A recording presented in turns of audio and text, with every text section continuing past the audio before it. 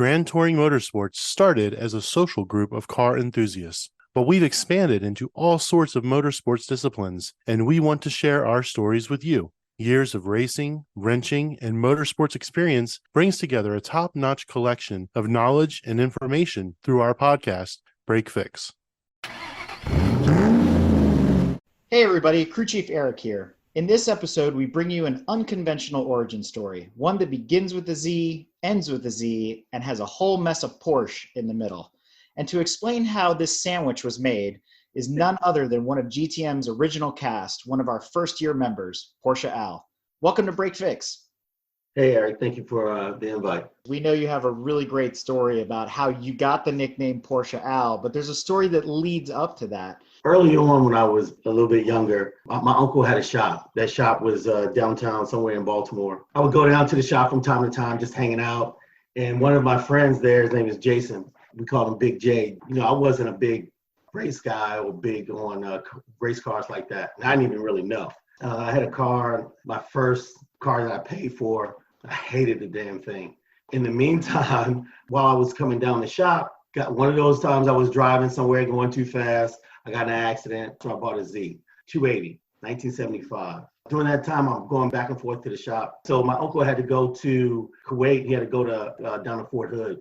So my buddy Jason took over the shop and ran it for him for a while. So in that time, going down to the shop quite a bit, and he was like, oh, we should do some work. Okay, what do we need to do? So I changed the cam, which was a nightmare for somebody who really looked at the cam as an easy job. So I installed it, not correct the first time. And what does that really mean? I didn't set the timing correctly. Prior to that, I had installed headers, bigger throttle body. And I forgot to add, I did put on a center force clutch and a light flywheel. And when I say I did everything, I was doing everything to the car. Every week I put on a new part. And so the car incrementally just got better and better and better. But back to that cam. So I installed the cam. And of course, like I said, I did not install it in the right setup the first time or the second time, maybe the third time. And if you're not familiar with that particular type of Z, it has a side tensioner. And every time you take that cam gear off, if you do not put a chock down in there, the spring pops out, it drops down to the bottom. And I will tell you, in one day, trying to get it configured properly, I took the front of the engine apart 3 times, all right? It was a nightmare. But every time I turned to the tooth, finally got it tuned properly. You could tell the first 2 or 3 times I started, you know it wasn't right because of the way it sounded. But the last time I got it started properly, got it set up started, and you knew right away the way that it was firing. I put it back together. I took it for a quick test drive. Jay knew a guy who had been racing Zs for a long time, and they used to call him the Z-Man. And he had what was called the triple Weber carburetors. And so he said, Al, let's take a ride to see if he had them for sale. Because at the time I mentioned that I had the big throttle body, which really to me wasn't really giving me that much performance. I went over to the guy's house, and his house was like a mechanic shop, right? He was single, he had parts everywhere. He was a nice guy, but he had parts everywhere. It's like going to visit Mountain Man Dan then. I got you. I understand. We were talking to him. Jason did the introduction and asked if he had the carbs. He said yes. He said how much he wanted was $500. At the time, I had $500 in my pocket, which they couldn't believe. And I literally took those carbs down to the shop and put them right on. I didn't clean them. I did nothing. But I just popped them right on. The car started right up and ran phenomenally. And again, I would tell you that I wasn't a racer. The guys down the shop, a tree, Mike, and another guy whose name escapes me right now, but Jay was kind of like the big dog on the block. Jay had RX-7, the 13B. He was all tricked out. Well, another one of his friends had a Mazda, and Mike had a Mustang. 5.0 had been tricked out. So it was like 85, I think. These guys were astonished that in maybe 2 or 3 months, I had completely rebuilt and the car was race ready. And Jay asked me, oh, why don't you race these guys? And I was like, well, I'm not really a racer. So we go up to the light, and from the light to the shop doors was about a quarter mile. All right. I could see where this is going. So I need to back up a little bit because I would tell you that the name Big J, he had that name for a reason. He was very cocky. If he wasn't the guy with the biggest, fastest car, then he wasn't. He would take his shit apart. But that's who he was, right?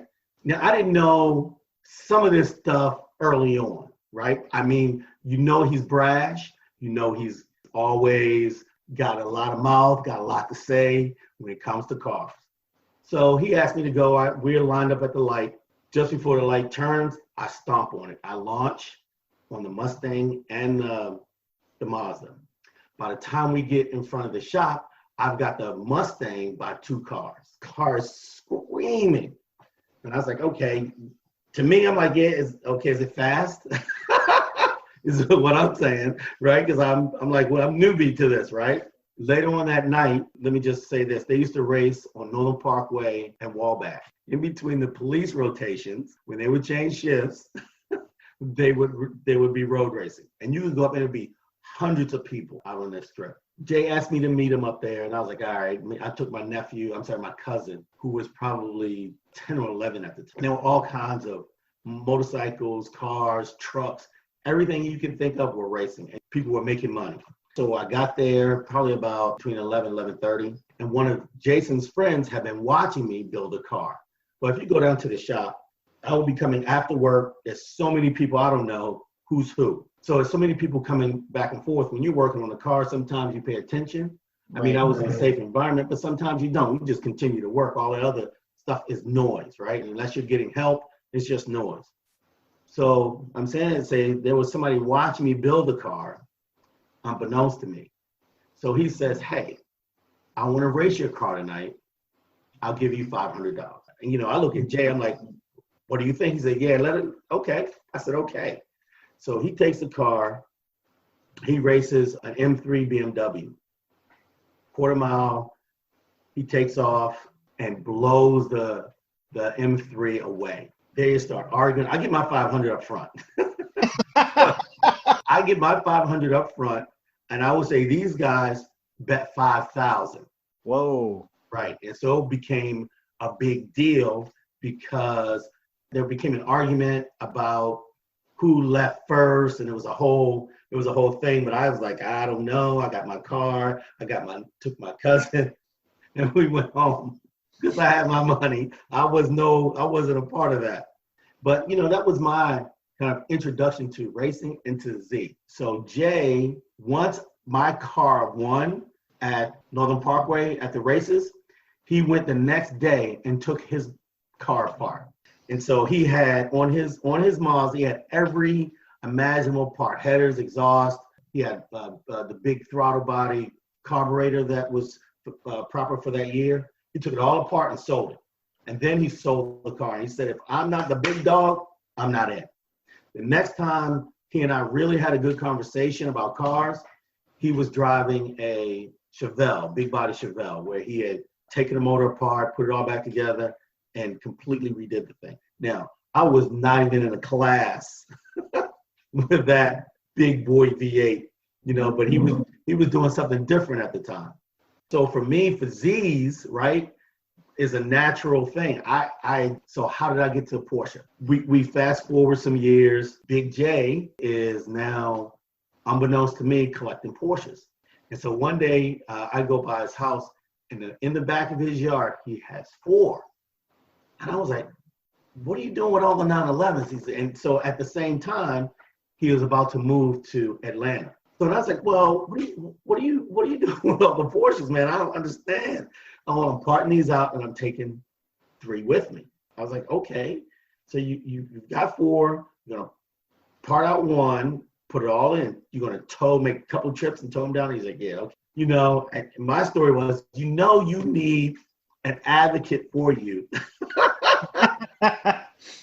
Somebody that's going to keep you motivated. So you need to let me get one of those Porsches. You don't need 3, right? You don't.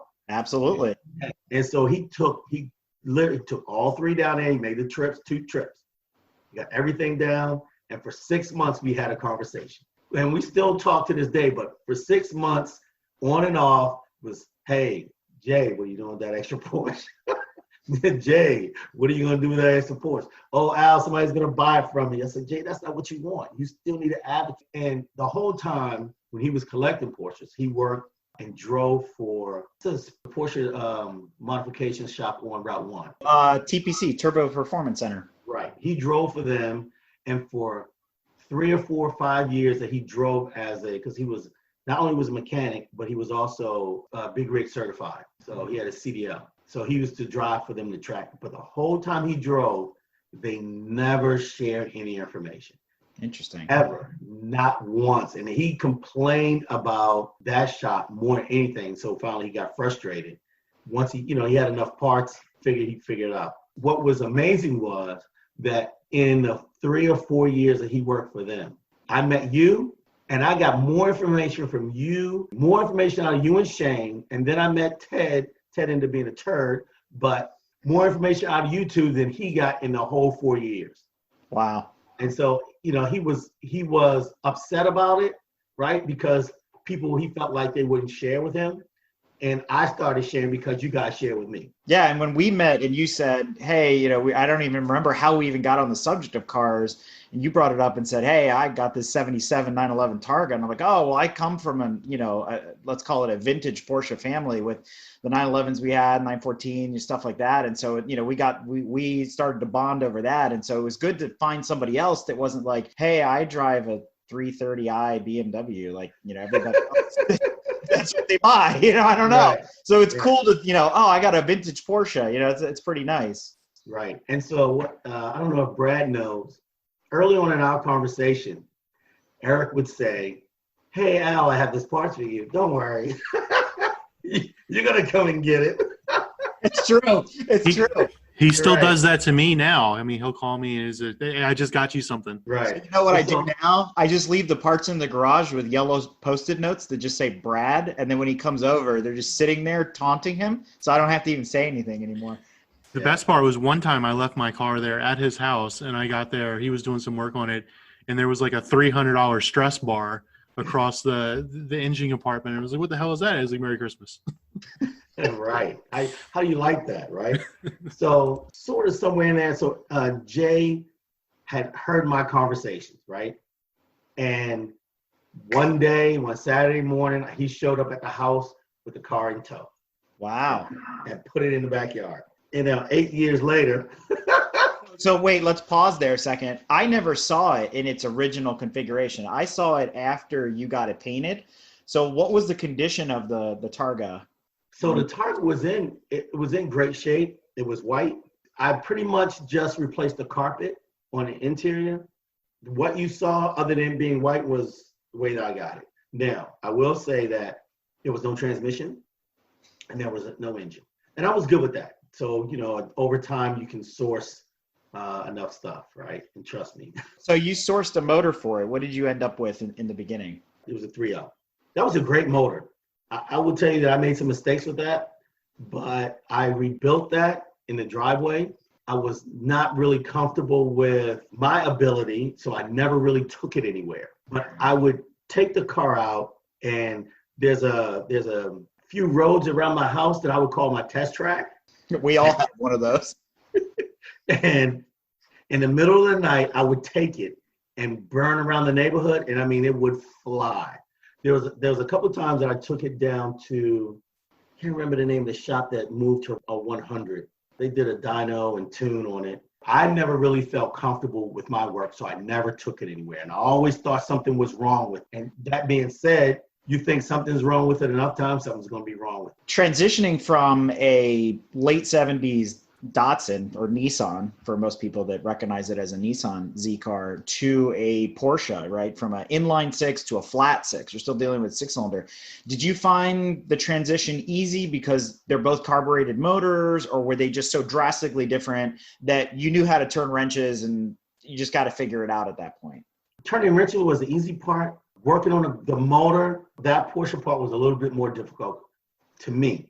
Never having seen one apart, never really kind of grasping. It wasn't until we, or maybe Shane and I, had some conversations about the motor became more familiar. And anytime, the more you do anything, the more you become familiar. Mm-hmm. But I never really felt a level of confidence for me in dealing with that car. The Z car to me was more straightforward, just in how to. The Porsche, everything had to be done a specific way. When I was looking or doing searches, I could always find something on the Z. You could barely find anything on Porsche. That group, so because it's to me an older group, they don't share the same as the younger demographic. They don't share, they're not posting stuff out on YouTube. If I wanted something for the Z, I could go on YouTube and have it in 5 seconds. Yeah. Porsche, not so much. So I had a hard time. So how long did it take before the Porsche tax kicked in? Yeah, so right away. And so you got to know that when I go all in. And so it was Christmas and I bought $3,000 worth of carburetors and then headers and then, this thing. And it was always, I need new brakes. I need, if I'm going to do it. And I'm looking at, if I'm going to stop, what do I need to do? If I'm going to do this. Now, I will tell you the Porsche is so not like the Z. In parts of parts, but not really when you talk about Porsche parts, right? Because the cost is, I want to say maybe 10 times or 20 times the amount. So the last motor I had in the Porsche was a 3.6, which I got from you. When that motor went bad, and I don't know if you guys know the story about why the motor died. I don't know if I ever told you that. It's your opportunity to tell it. Last year or year before, the motor died going into the fall. And so I parked it, is when I noticed that there was something wrong. And so you gave me Tony, I think it's Translog. So I take it to him early January, or maybe late December. He takes it apart. He finds a piston ring down on the inside. There was nothing broken on the motor. There was an extra piston ring placed on the inside of the motor. Over time, that piston ring started getting chewed up. And over time, you know what happens, right? You get metal fibers. They looked up in the crank number, I think 3 and 2 position on the crank was worn completely out. So that knock that I was hearing, which I thought was somewhere else, I was like, how the hell can I have an issue when it's a new build? So, and I will say that's thanks to my friend Ted, right? I won't throw him under the bus by putting his last name out there, yeah. But that motor had some previous, we'll call them curses or hexes on it too, because what did it eat? A rag or a shop towel, and another time something else happened. There was always something always a little bit off about it. Really surprised me because I did drive the car and it ran well until it just didn't. Right. That's the story, right? For 8 years, I have a folder that, so you talking about the Porsche tax, that somewhere around, I don't want to say because my wife is outside the door. We'll just leave it there. You're better off. But that Porsche tax was high. When I listed it, and I had a couple of folks reach out, and some I wasn't sure if they were scammers trying to get my personal information. And I had been through that, I need my financier to call and blah, blah, blah, blah, blah. That sounds like a bunch of crap, just like it is. It's like those old Nigerian Prince emails we used to get back in the old days. Exactly. And so, but once the guy from Germany reached out and he gave me a deposit of $5,000, I knew that he was serious about buying the car and everything went well. I gave him more parts. I was just, when you're done, and I know that you heard me say this, but when you're done, I was done. I was like, here, just take it all. I don't even care anymore. Yeah. Right. And so, but it opened the door for the Z, right? So for the listeners out there, as you're kind of putting the story together here, Al had his 911, which started with a 3-liter. It's a 77 Targa and ended up with a 3.6 twin spark in it for about 8 years. And then he just recently sold it. So a lot of this is really new information, especially to the members out there that, been listening to the stories of Porsche Al over the years. He's now hung his Porsche hat on the hat rack and has gone back to his roots. But before we talk about the new car, I actually want to step back in time and do a little comparison between the old car and the 911 for just a moment, if you don't mind, Al. And you've got some other interesting cars in your resume. you picked up another car, which we'll probably talk about towards the tail end of the segment. The 911 was silver. Was the Datsun silver too? No, the Datsun was like a brown something. But Okay, very 70s color. Okay. Right. But I ended up getting that painted a burgundy, almost like a cranberry red. And I did, like with the Porsche, I did a lot to that car. It was a tragic ending. Yeah, I've never heard the end to the Z. Like, what happened to it? Like, you went, yeah, I had a Z, and cool stuff happened, and then I got a 911. It's like, wait a minute. What happened in between? Did you drive a Chevette? I mean, No. So now the car is complete, right? I had it painted. The guy who painted the car, he put 7 coats of paint on the car, right, with a clear on top, so it was phenomenal. It was one of those days, when you shouldn't drive your car out. And I'll say that, I guess I'll just put it out there. So I needed a damn cheap part. And I went to the store to get a cheap part in a snowstorm. Oh, yeah. Right. And so me and the car ended up in a pole.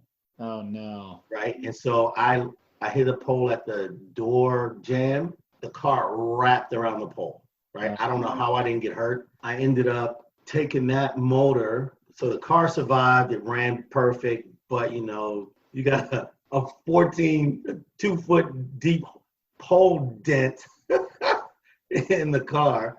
So I ended up, later on, I ended up sourcing another 280Z.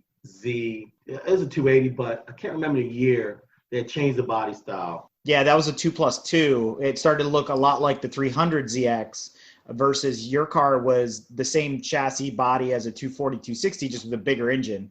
Right. And so this one had a digital dash. Mm-hmm. It was only okay. And so I took the motor and transmission out and shoehorned it. I tell you, when you take that motor, I don't know if you've ever seen it, motor and transmission together on the Z, it looks like a dragster motor, right? Mm-hmm. It's very, like you said, very long. So I shoehorned it out and put it into another car, and I pretty much got rid of that car. That was just before I joined the military. So I drove that car for about 3 or 4 years. And then when I went into service, I parked it at my uncle's house. When I came home from the service, it had been there from 94 to 99, right? It was at his house. And the year I came home, it got towed because he moved it from the house to the road or somewhere. And I asked him, where'd the car go, right? Where's my car? Because you said it was okay. But ultimately, the car got towed away and I never saw it again. Wow. And so for a few years, I had nothing until just before we met is when I picked up the Porsche. When you compare your experience with the Z, your first one, the 75, against the Porsche, which gave you the better driving experience between the two? Oh, I can't really quantify the Porsche, right? Because in 8 years, I never got any real time in it. So, which is, to me, was tragic because I love that car. It was small. When I look at the car sometimes when I was on the highway, because there was a couple times I did drive it. I even had driven it to your house. Mm-hmm. So, but when I looked on the highway, I said, it's small. I can only say that I got the best driving experience from the Z. I remember making jokes to you a couple times how I had a better driving experience with the Volkswagen Jetta that I had because it runs. I never really have any issues with the Jetta versus what I did with the Porsche. I mentioned earlier that I had the car dyno, right? So I wish I could remember the name of the place that did the dyno. He used the new system where they take the wheels off the car. And so he gave me the sheet and was like, oh, something's wrong with the car. It's not necessarily the car, maybe it's the clutch, right? And the clutch, because of this new setup, what he said was identify any issues you had in your transmission clutch system, right? The way that transitions. I said, okay. So I'm driving home and me and my son were about a block from the house and I hear this, the fork broke. The fork broke. I was like, I just got the car back. and I would say that with the Porsche, it was always something. It was like it did not like being in my house. It loved being a garage queen. I would say this to folks: look, but don't touch. Ooh, come and rub me, but don't get inside of me. Yeah. She was very temperamental, right? And I'm just today, I would say I'm glad she's gone. I need something that I can, as a car guy, I had gas on my chest. The truck just doesn't do it. So I have that Ford F-150. It just doesn't give me the satisfaction when you want to go just say a little over the speed limit. You don't get the same experience in the big 4-door F-150, right? Yeah. Which motor sounded better, the Datsun straight six or the flat six of the Porsche? Hands down the Porsche. Hands down. Unfortunately, it was a couple of things though that made it have a great experience with the Porsche as far as sound. Even though the Z that I had a side draft Webers, so with the same setup, each car had a carburetor per cylinder. The Porsche had it and the Z. But just from the configuration with the downdraft versus side draft gave the engine motor a better sound. There's a lot of rumors about who designed that car, if actually Nissan designed it in the first place. There's rumors that a certain West German company actually designed that, the look and shape of the car. And I mean, they're very attractive cars, especially the early Z cars. They're very good looking cars. They are very European looking. They didn't look like anything else that had come out of Japan at that time. So I wonder what drew you to the Porsche and not another Z car after having been through two of them? That was real easy. When I saw Jason with the car and I got a chance to look at it, I had no experience with Porsche before. You hear it, to me, it was always outside. That was always for somebody else. It wasn't until he and I talked and I was at his house and I got a chance to really look at the car and have some experience because of him that I was drawn to it. But that evil mistress that was your 911 has driven you back into the arms of yet another Nissan. How about that, right? Look, some days you just got to go home. You just end up home. How do you get there? It's like, that penny you dropped on the carpet, right? You haven't seen it for years. And one day you're moving all the furniture around. There's that penny. Comes right back to you. That's what, to me, the Z is, right? It's just natural. The 350Z in this case, when it debuted in the early 2000s, what did you think of it? I wanted one. Period, right? I wasn't ready, right? Early 2000, I wasn't ready because of family situation. Prior to the new one coming out, I had a 300. The onion continues to be unpacked here. I didn't know you had a 300. Oh, continue. Yeah, right. So I had a 300 just before I got married. So wait, which 300? The one that looks like the old ones, or the newer style rounded one? The new style rounded one. Okay, so the 90s version. Okay. Right. Yeah. It was a great car. The reason why I got rid of it is once I got married and have kids, it's time for that car to go. Yeah, what are you going to do with a two-door coupe? Yeah, exactly. Right. So family first. Then once you get your come-ups a little bit, right, things start turning. You can afford a little bit more is where I am now. So I went back home to the Z. Before we talk about your Z, what do you think about the current one, the 370? There's a rumor that the 400 is coming as well. So sometimes it becomes too much noise for me to keep up with all the changes and so the whole time when I was looking and dealing with the Porsche, all I kept saying was, I need something to drive. I need a Z. And so you had put me in touch with Racer Ron. Right, to buy his Z a couple of times. I wanted to get something that was relatively old that I could to buy and put it on the track. I can't look at the new stuff. I went that way before, but I just want to get gas off my chest, right? Get some speed behind my wheels. So right now, the Z, I don't know if we're ready to go down this path, but the Z is in the shop right now, getting the roll cage put on. I've been ordering parts. I'm trying to pump my brakes a little bit. You're in at 110%. But actually, it brings up a good little segue. Brad and I did an earlier episode where we talked about good starter track cars, and we decided that the 350Z ended up on the honorable mention list, mostly because it's often forgotten as a good starter track car. And I'm not trying to downplay it. It's an excellent track car, period. Very forgiving chassis, great power. It's just a really all-around good car, but most people overlook them, and they probably figure, hey, right? They're either stance bro cars or they're too expensive to get into. Now, you were really fortunate to find another one at a really, really good price. Do you feel as though you're a bit of a pioneer? I mean, you're the only Z guy in our group, but on the same token, you were talking about sharing of information and things like that. Do you find it easy enough to find parts for the Z and build it out, or has that been a challenge, much like it was with the Porsche?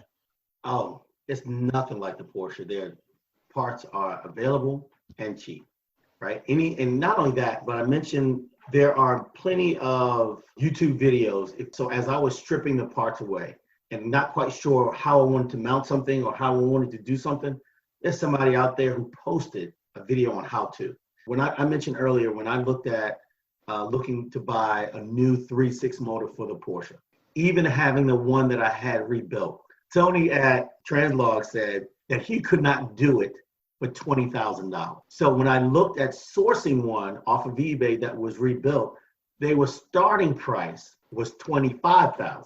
I'm going to change here now to the Z. The Z motor rebuilt is $1,000. I want to say when I bought the header system and exhaust system for the Porsche, I was close to $1,000. I got a whole system, headers all the way back for I think $400. The headers were probably a little bit more expensive. Maybe I paid $175, but the rest of the system was like $300. And then I got a bypass pipe that they don't include that piece, which is where the catalytic converters would go. So they sell a bypass pipe. Those are like $80, but everything else was like $300. Parts are very available. We got to see a glimpse of your car. If listeners are out there and they go back to our website and search Dyno Day 2020, we actually got a glimpse of your Z in the earlier stages before you started modding it and things like that. Because I know you wanted to get a baseline. Now you talked about dynoing cars, all of your cars at this point. So I think you got some baseline numbers. Are you going to have AutoFab after they're done doing the cage and whatnot? Are you going to have them rerun it on the rollers just to see if the enhancements you've made have actually made an improvement to your numbers? You know what? I'm not ready yet. I think because the last time when they did the dyno, there was something off about the harmonic balancer. So they couldn't get an accurate reading. They had to do it like 3 or 4 times just to get it to set right so it can pick up. So I already have a replacement harmonic balancer. So what other mods have you already done to this car? And it hasn't even turned a lap on the track yet. Other than the exhaust system, the headers, I haven't done anything else. Does it sound good with the exhaust on it? Oh my God. It does. It does. You'll have to see. You'll see. You bought this car to build specifically to go to the track, to go road racing with the rest of us. Where's your first event going to be? Do you have a goal date to bring the car out and debut it? Yeah, so I think there's an event, Hooked on Driving. Yeah, I think I'm coming out to that event. That's sometime in August. The one at Summit Point or the one at Pit Race? So I didn't see the one at Summit Point. The one I saw was with the cookout at Pit Race. That's a good plan. Come to Right. Summer Bash. So that's the plan. Well, I'm excited, right?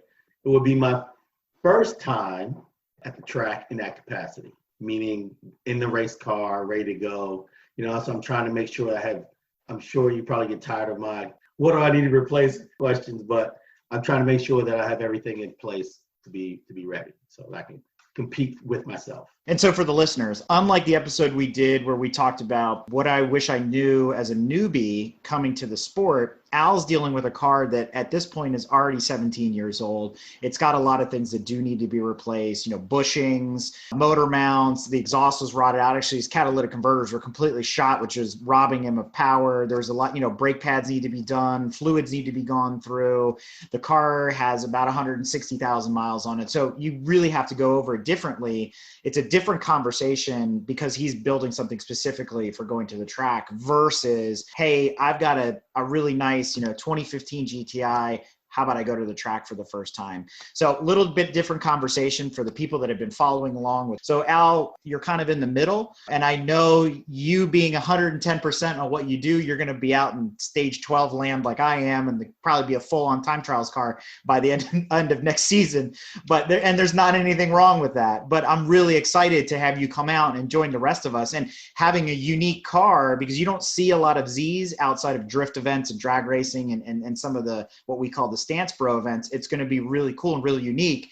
And with that exhaust note of that VQ engine, we're going to know where you are at any given time. So let me ask you, why do you think that is, that the Z isn't being used for the racing the way that you do racing? And this is all hearsay that they're kind of fragile transmission wise. When I was looking at buying my track car, I was interested in the Zs. Obviously, I didn't go that way. One reason is because I don't fit, but another reason is because I didn't have a surplus of funds to throw into replacing parts over and over and over again. Now, going down the rabbit hole as I have, and I've had to replace many axles, a $60 axle is different than a $500 or $600 transmission. And that's just what I've heard. And then the VQs, they're pretty reliable.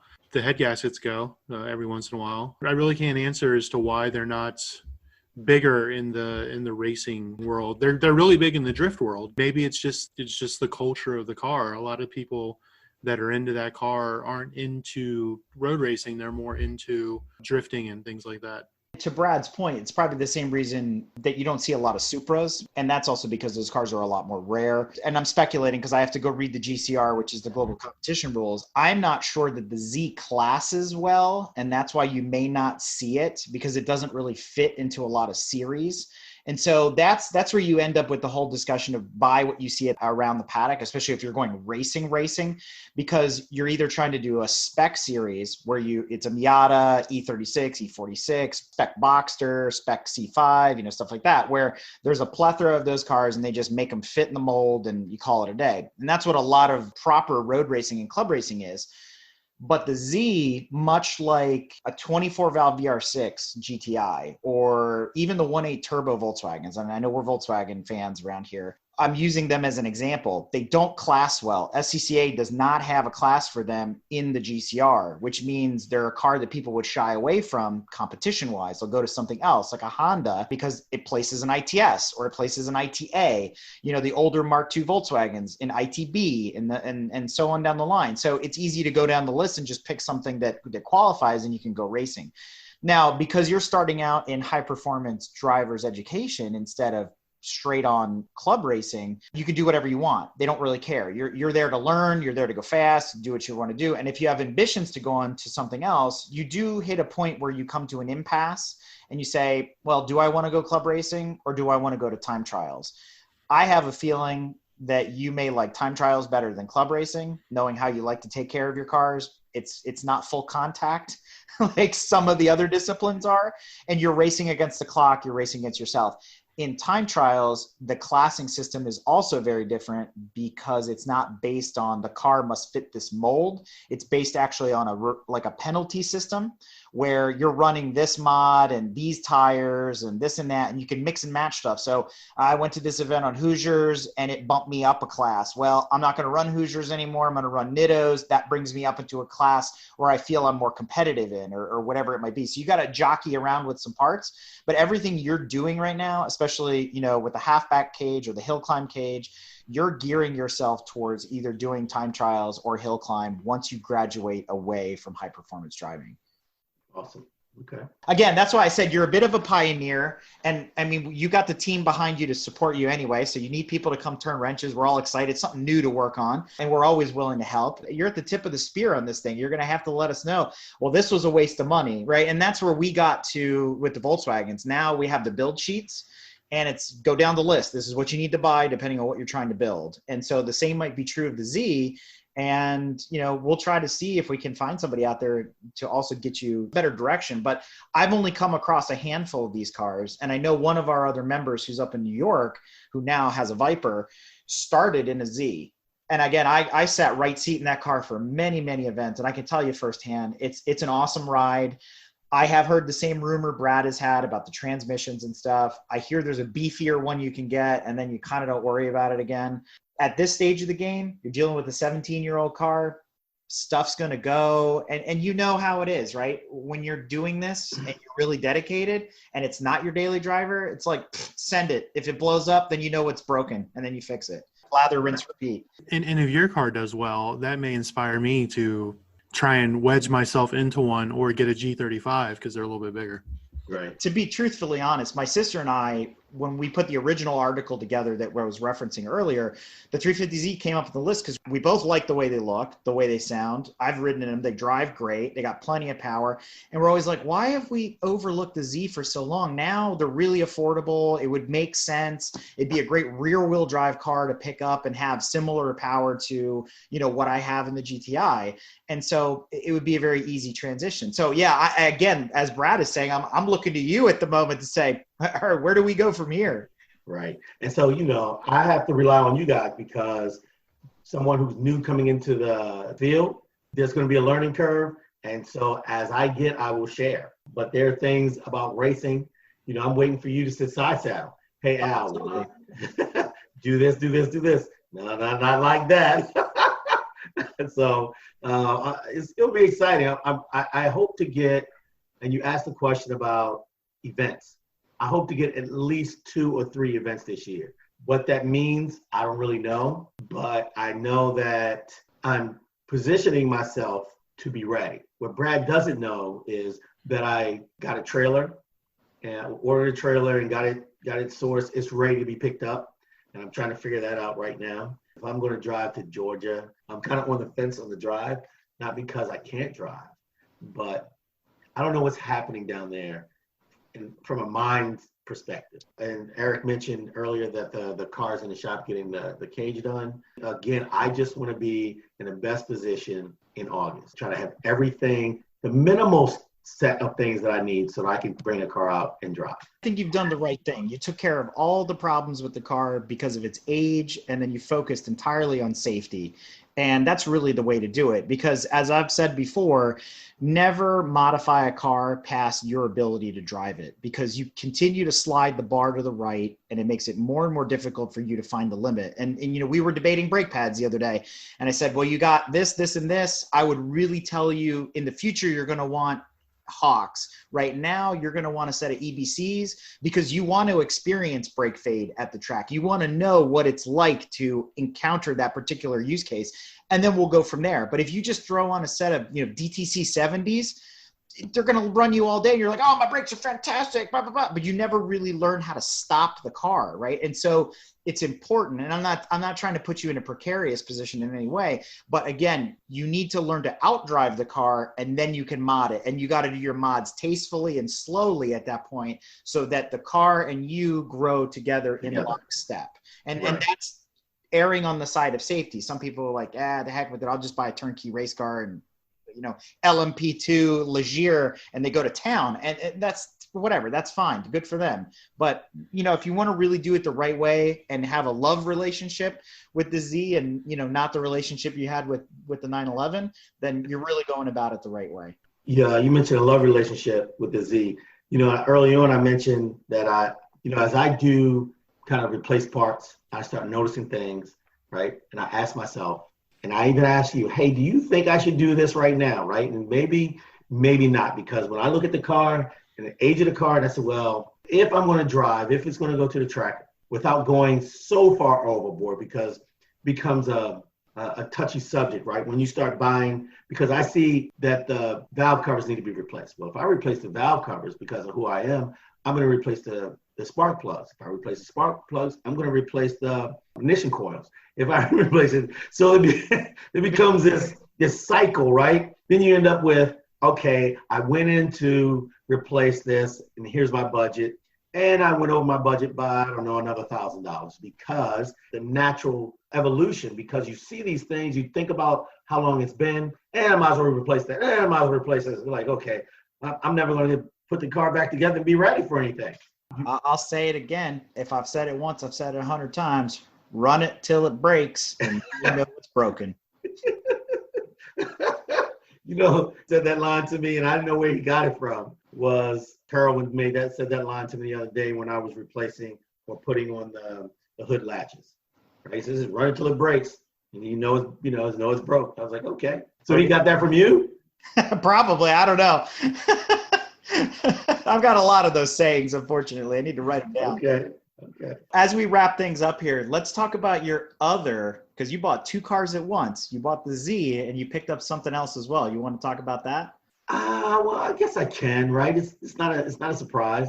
I had a gas on my chest, and the Z wasn't ready. Maybe it was more about me losing the Porsche.